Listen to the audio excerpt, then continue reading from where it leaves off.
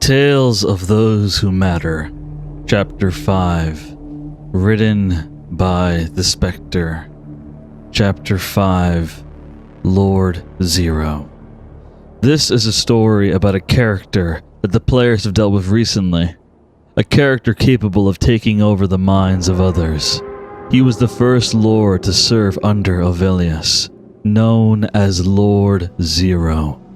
The most recent person he has possessed is a man known as Evander within the THA, allying himself with Tazriel, who is now calling himself Power. Shade knew Lord Zero well and believed he was dead. This story will explain who Lord Zero is and how he came to be. It all started in the year 403, in a place known as Fairy Tale. Most people who have thoughts to share can tell you exactly where they came from, who their mother was, and what their childhood was like. I was not one of those people, for I did not gain consciousness until some giant, brutish idiot named Grohl had decided to travel into the magical and forbidden land known as Fairy Tale. The god of hybrids had posted various signs to warn outsiders not to enter this place. But of course, Grohl ignored these signs. He wanted to impress his buddies back at his village by bringing back some kind of souvenir. It didn't take him long to find a rock that he considered to have an impressive appearance and began to make his way back home. Grohl, being the large man that he was, naturally grew hungry as he was leaving, so he decided to grab a random plant off the ground and eat it. Fate just had it that I was the plant he decided to eat. The worst plant he could have possibly eaten. If I had at least been poisonous, then Grohl would have been granted a quick death. But I was far worse, for I was a parasitic plant that proceeded to rot the inside of Grohl's brain. I collected all his memories and feelings, all his skills, and I gained control of his body. I replaced the gray matter of his brain with the vines and roots of my being. Grohl felt himself literally be taken over with no control over what was happening. I still remember hearing him scream and beg to see his mother one last time. Those screams were so delightful. There really is no better feeling than your first time. I was now Grohl. I was alive and self-aware. I inherited some of Grohl's personality, but ultimately, I felt smarter and stronger than he ever was. I improved this body in every way. Despite this, I still wanted more. I wanted to be faster, stronger, better. I am better. I felt myself flex my fingers while gazing at the body I possessed. And in Grohl's voice I said, "I am alive." I left Fairy Tale that very same day, in the year 403. I must have wandered through various natural and unnatural roads, meeting all kinds of interesting people, but none of them giving me enough interest to take them for myself. After over 100 years of wandering, Grohl's body was growing weary and unusable. My vines and roots repaired most of the damage that would spread, but eventually, the body would fall apart. I would need to find a host soon. Perhaps I was being sentimental? This was my first body. Maybe that was why I was taking so long to find a new body to take over. I shook my head at the thought. That was ridiculous. I was beyond such pathetic, sentimental garbage. I found myself to be walking upon the first sign of an organized civilization. Something larger than just a village of 20 disgusting fleshwalkers. That was what I called the humanoid creatures of the world. Fleshwalkers. That's all they were to me after all. Pieces of flesh walking around for me to take over if the urge were to ever hit me. But I didn't just want any flesh. I wanted a specimen better than Grohl. Want was the wrong word. I needed a stronger vessel. for my ambitions were higher than the world itself. I see a sign on a massive wall with a gate at the front. The Old Republic was written on the sign, with a human corpse nailed to the sign. I smiled to myself. Their tolerance for clear displays of violence will likely produce warriors inside this place. I must get inside. I glance at the guard at the front of the gate. He sits in a chair alone, wearing a silly uniform while armed with a pike. "Hello, stranger. How may I enter this place?" I say to the guard, trying my best to sound diplomatic. Grohl's voice sounded like a boar if it could speak, so it could be tricky not to scare people. "City is closed off to visitors during the festival. Fuck off!" the guard says impatiently. "A festival?" I ask curiously. "Yeah, the Warriors Festival. A tournament of the best warriors in the Republic. All visitors are sealed off until it's over. Come back tomorrow," the guard said. Hours later, I found myself to be in control of the guard I met at the gate. His name was Fellner. I was forced to abandon Grohl's body on the ground as I used this new vessel to enter into this warrior's festival. I missed Grohl's body. This one was pathetic compared to Grohl, not half as strong and not even much faster either. This body was pathetic, and I desperately needed to find a better flesh walker within this festival. I signed up to take part in the tournament. I figured that was the best place I could find someone worthy of my time. I now stood in a dark room, preparing for them to call my name so that I may enter the arena to face my opponent. I could hear the crowds outside yelling and chanting. "Final versus Rokkanen!" the announcer yells. My door opened, and I immediately walked onto the arena. In mere moments, I had the biggest grin on my face that was possible. The flesh walker before me was perfect. Perfect height, perfect face, perfect build. "I do not wish to harm you, sir, but I can tell with just this glance that you don't stand a chance. Please surrender," the man said. Even his voice was perfect, charming and educated. He had to be mine. He was worth more than Grohl and Fellner combined. "You are absolutely right. I surrender," I say as I get on my knees. Rokkanen steps towards me to disarm me of my weapon, to confirm that the battle is truly over. He kicks away my sword of ease. He offers his hand to me to help me get on my feet. Such an honorable flesh walker. I will be sure to treat his body well as thanks. I grin as I suddenly wrap my arms around Rokkanen. I spit my parasitic seed onto his shoulder. My body goes limp as the real me climbs into Rokkanen's ear. Within moments, I have control of his mind, and before long, control of his body. He died brutally, the same way as my last two vessels. This body felt so different from them, strong and lean. It was amazing. I flexed my hands as I gazed around. This man even had dormant magical power in him. I was a magic swordsman now. My goal was even closer to me now. I resigned from the tournament immediately. I had no interest in anyone else here. This new body was exactly what I needed. As I prepared to leave the city, an old woman and two kids approached me. "Rokkanen, what happened to the tournament?" the old woman said. Rokkanen's memory flashed through me. It was his mother. He had asked her to watch his kids while he fought in this tournament so that he could earn money for his wife who was dying of some illness. I sighed to myself. I had collected all my memories and feelings from Rokkanen, but I worried that the sheer thrill and happiness I had from getting this new body would make me blow my cover. I couldn't risk these people reporting me to the authorities. I quietly had them follow me to an alley, and then I slit their throats, dumping their bodies in the trash.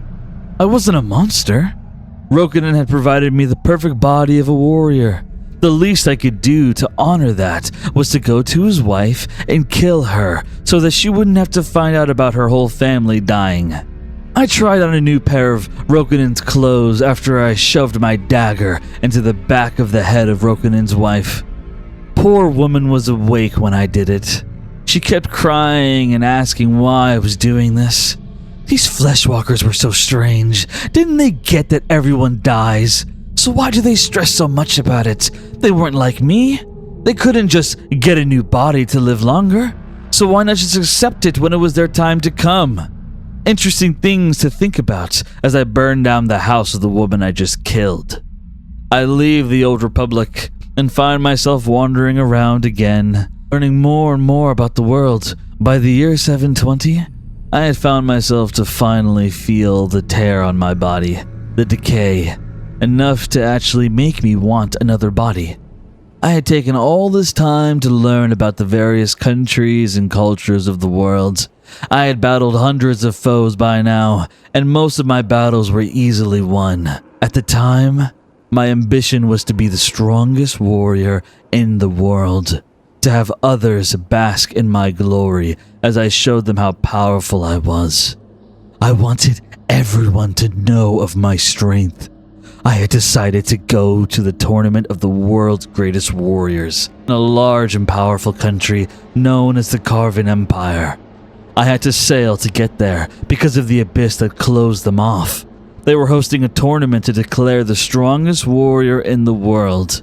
My body was beginning to decay, but I still believed I was more than strong enough to win. If I could achieve that title, the title of the greatest warrior in the world, then I could die happily. I'd even consider letting myself die with this body this time. I entered the tournament and even received a blessing from the Emperor himself. Everyone was rooting for me, chanting my name loudly for everyone to hear. I stood with pride at the center of the arena. I'd managed to defeat 12 different foes so far, all with ease, as I found myself on the final round, the showdown to decide the champion. My opponent stepped forward, and my eyes widened when I realized that it was a woman. I had met plenty of skilled fighters who were women, but to make it to the final round? She looked at me with a smirk and then winked. She winked. Who did she think she was? I'd recommend surrendering, handsome. If you do, then I'll buy you a drink after I collect my prize. She says to me as she waves around a katana. She stares me down as though she expects me to surrender. It infuriated me. I think I'll be the one buying you a drink when this is over, I say as I move towards her with my long sword.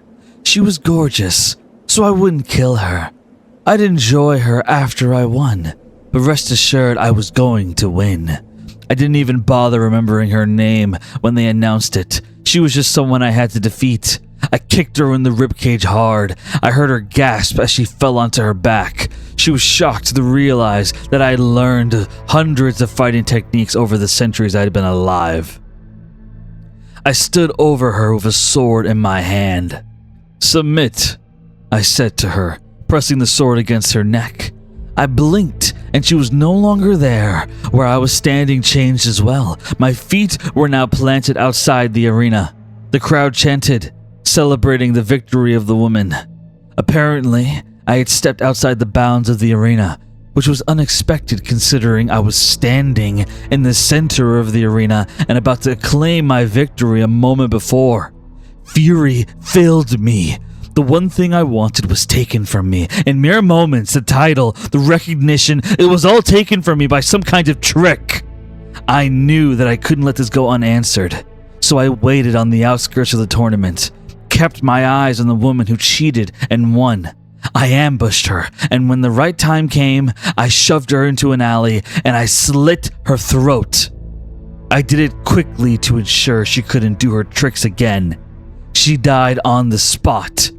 I felt a thrill from killing her for what she did to me. But that thrill went away as I suddenly felt a pain course through my body. I fell to my knees as a being appeared before me. "You dare kill my champion? Have you lost your mind?" I didn't.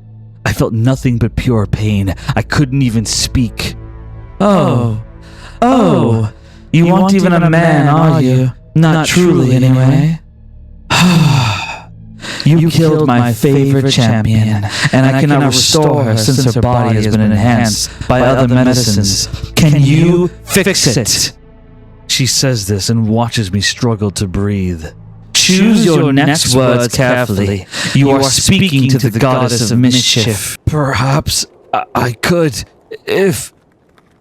I say as I feel her pressure on my back loosen. I knew that she would kill me if I didn't give her what she wanted, but I refused to live my life like this, to live knowing that the flesh I chose to inhabit was so much weaker compared to this goddess. I had a new goal now. The greatest warrior in the world meant nothing to me.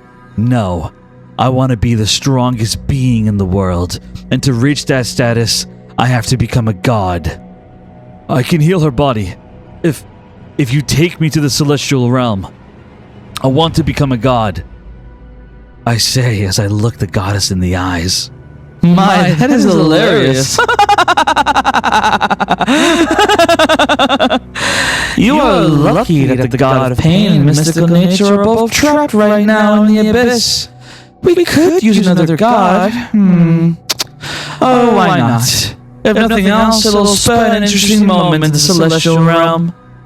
Heal her body, and I shall bring you above to stand trial for ascension, the goddess of mischief says to me.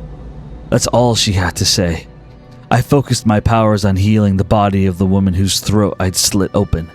Her blood began to return into her body as the wound closed entirely. She was healed, the deal was made, and I kept my end. Within hours, I found myself to be standing before the gods of mischief, rage, balance, hybrids, dragons, faith, sins, and chaos. I was in a new outfit designed to maintain my body within the celestial realm. They had been talking for hours, asking me hundreds of different questions, and at the end of all their questions, it was time for a vote. And when the vote came, they all voted against me. All of them. They rejected me as a god and banished me back down to the mortal realm. Just like that, I was falling from the sky, crashing down like a meteor into Avilius's abyss. My entire body was broken as I created a crater upon where I landed. I heard stories of this abyss, but I never bothered going into it before. I couldn't move.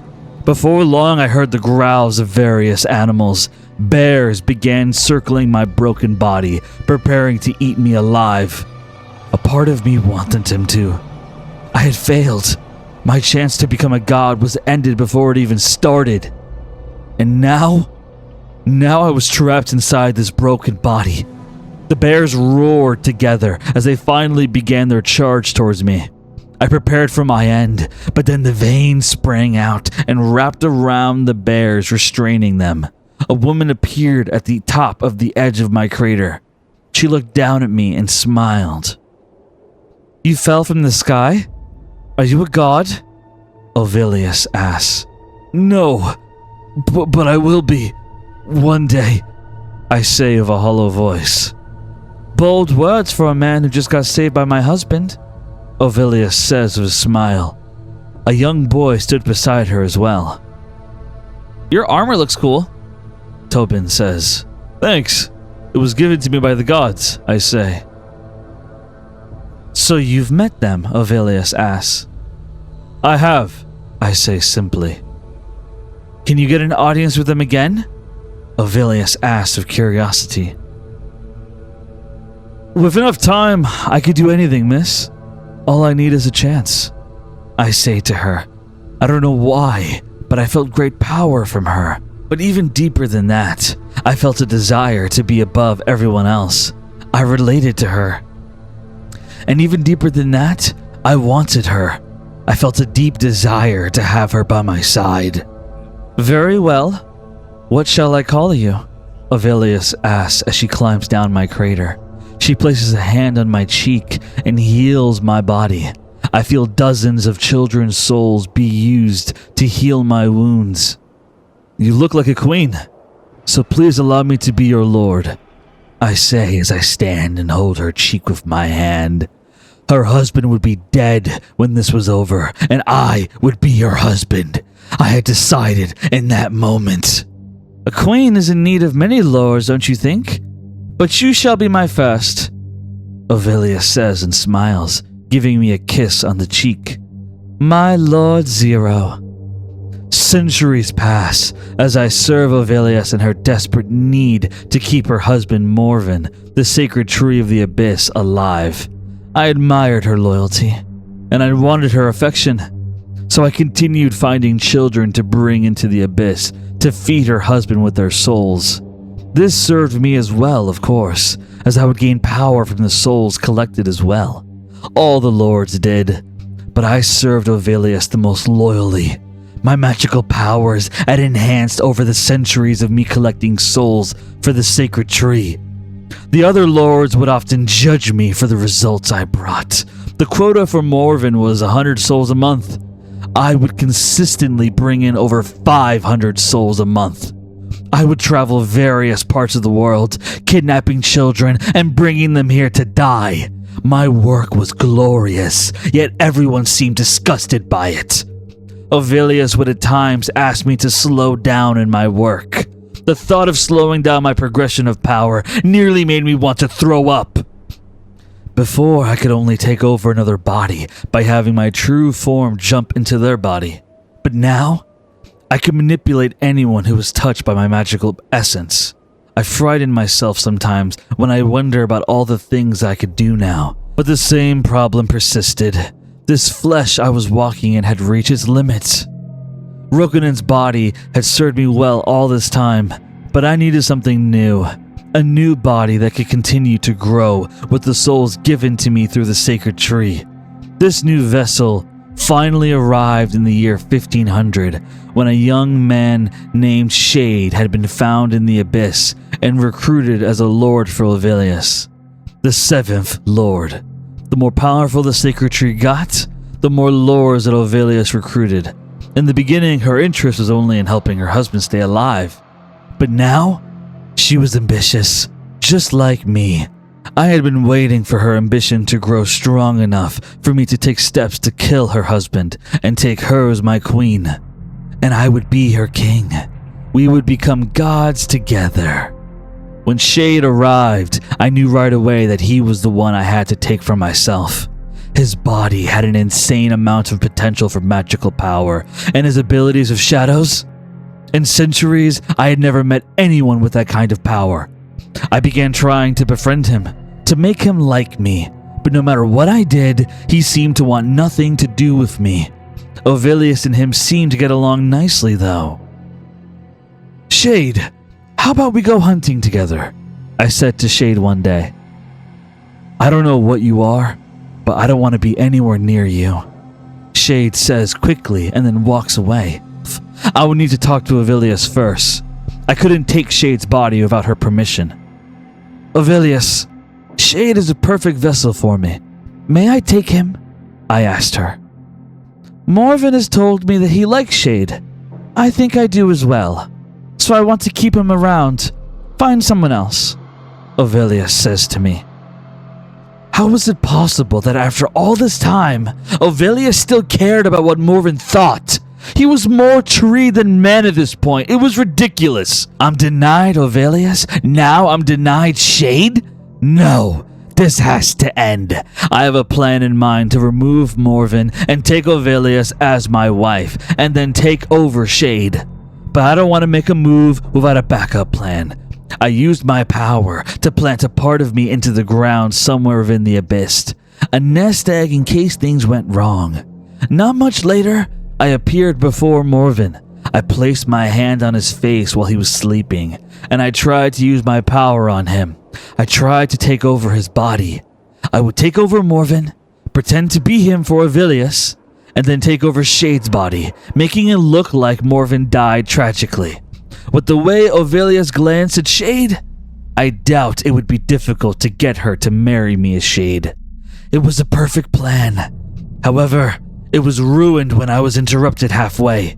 It turns out that Shade was keeping an eye on me. He outed me to Ovilius. Ovilius caught me in the act of trying to take over her husband, and in her fury, she released all her wrath on me. With the help of Shade, she overpowered me completely. They tore me apart piece by piece. My body was destroyed, and soon they attacked my true body. They attacked me without even trying to hear me explain myself. After everything I did, it was insanity. The Fleshwalkers proved that they were beyond reasoning with. It was clear that they needed a god to lead them, a real god. I would be that god. An idea came to me moments before I died. I had managed to take partial control of Morven. I had abandoned my body, a risk I never tried before, pushing my entire mind into my magical power inside of Morven. I wouldn't last long before Morven flushed me out. With desperation, I sensed all the people currently inside the abyss through Morven's senses, and I found a young man with a weak mind and a weaker sister, a man named Evander. I pushed my magic onto him and took over his body. Before I even had another moment to think, I felt myself being shoved through a portal. Strange creatures in uniforms forced me into some strange place. They called me Evander as they shut the portal behind me. So they didn't know that Evander was dead now, that I was Evander now. I stood inside a strange room with the logo THA at the top of the wall. Welcome to the THA, Evander. We are in need of a cook. You were gonna die in the abyss, but we brought you here before that could happen. Do you agree to work for us, or would you like to be a time variant? A voice belonging to a virtual projection said to me. I smiled to myself as I couldn't believe the amount of luck that I had, and as I spent my time here, I laughed at the fact that the nest egg I left behind had somehow mutated into what was now being called the Rotten. The world needed me to be its god. It needed me to save it, and I would save it. I will save this world with my best friend named Tazriel by my side, and before long, I will have Ovilius by my side as my wife. I will show the world that despite the fact that I was born a plant, I will become a god who can have all the recognition and pleasure that I could ever desire. I am all that matters. I am Lord Zero today, but soon I will be God Zero.